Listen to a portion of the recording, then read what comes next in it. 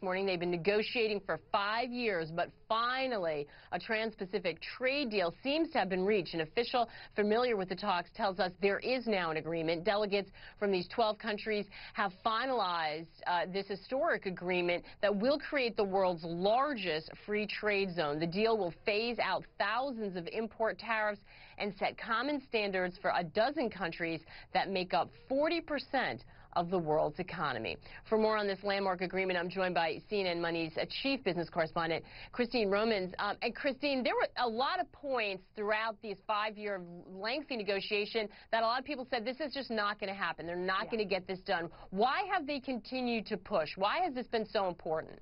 Collapsed and resurrected, Maggie, but now it looks like it has, gone over that final hurdle, and this will get done. We're watching right now for a press conference. The U.S. Trade Representative announced a press conference will be happening this morning, and so we're watching to see when that gets started. So here we are. This is part of the Obama legacy, a pivot, if you will, toward the East. He wants to engage with Japan and other partners around the world that together make up 40% of the global economy, wants to do this big trade deal because they say it'll do this.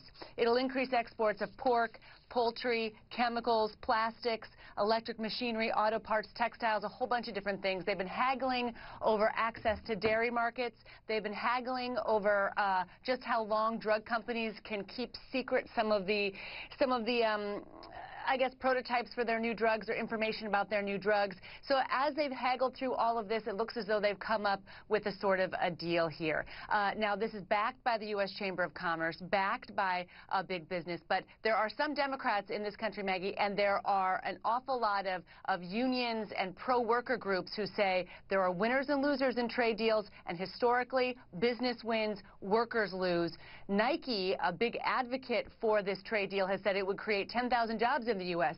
if this deal gets done, and it looks like we are there at the doorstep now, Maggie. Yeah, absolutely. Interesting. When you talked about the pivot, Christine, China is not involved in this. Yeah.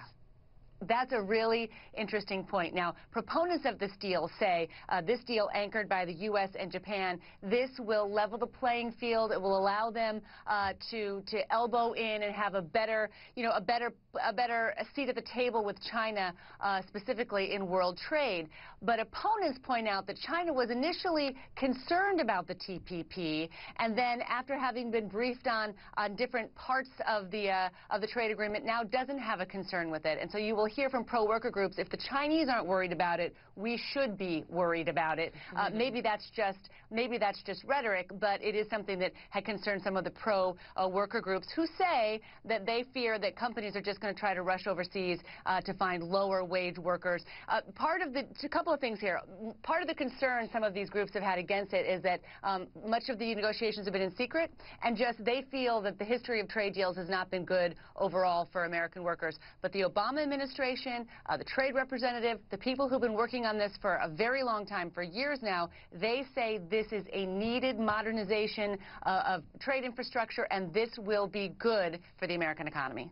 Yeah, there's always a lot of controversy surrounding this. Also concerned that some countries might have gotten a better deal than other countries. Right. Vietnam's supposed to be a big beneficiary of this. But, of course, that's why it took 5 years officially, some say better part of a decade on the part of these bureaucrats to get this